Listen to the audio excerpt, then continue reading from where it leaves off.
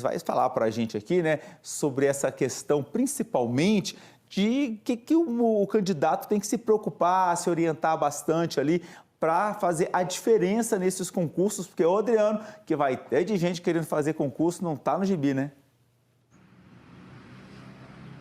O Anderson, o tempo passa, o tempo voa, esses candidatos têm mesmo que se prepararem e as oportunidades estão logo aí. O ano está acabando, 2022 batendo a porta, por isso, sem perder muito tempo, professor Carlos André, especialista na língua portuguesa. Muito bom dia, professor.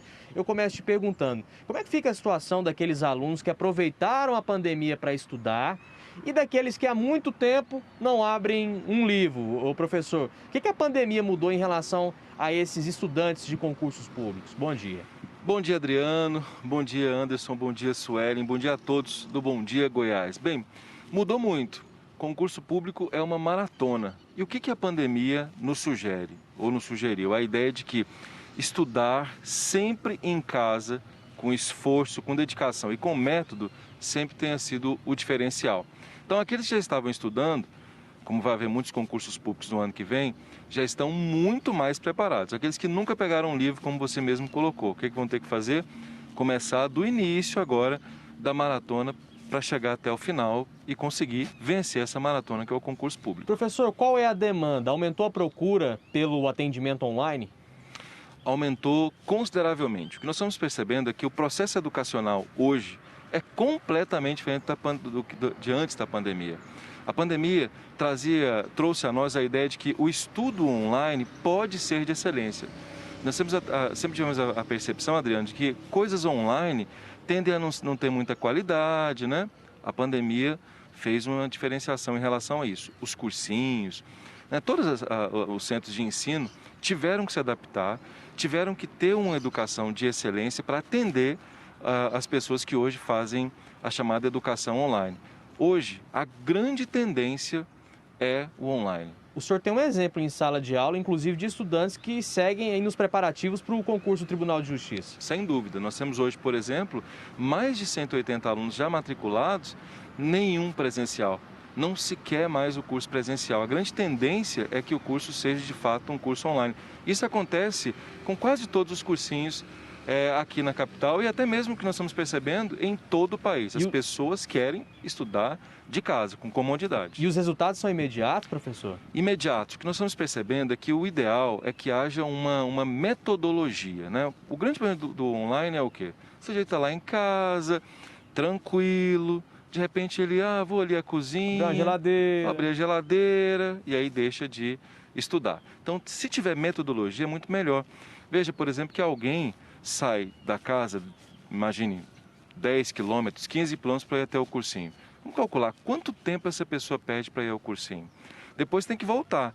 E detalhe, a dispersão ali em sala de aula, né? Então, se houver metodologia, sem dúvida qualquer, o curso online ele tende a, inclusive, gerar ganho em termos de tempo e produtividade. Otimiza tempo, amplia conteúdo aplicado, né, sem professor? Dúvida, Eu peço que o senhor continue dúvida. com a gente, professor, porque o governo do estado, Anderson e Suelen, também anunciou para o ano que vem a abertura de pelo menos 8 concursos públicos aqui para o estado. Na sua tela, as principais informações. Serão oferecidas mais de 2.000 vagas, a maioria delas para a área da Secretaria de Segurança Pública. São concursos para os bombeiros, polícias civil, militar, técnico-científica. Tem também concurso para a Secretaria de Administração, Procuradoria-Geral, UEG e para a Agência Goiana de Infraestrutura, a Goinfra. Professor, eu te pergunto, falando aí como um especialista da língua portuguesa e também sobre redação, são conteúdos fundamentais que podem fazer toda a diferença na aprovação para todas essas áreas que citamos aqui.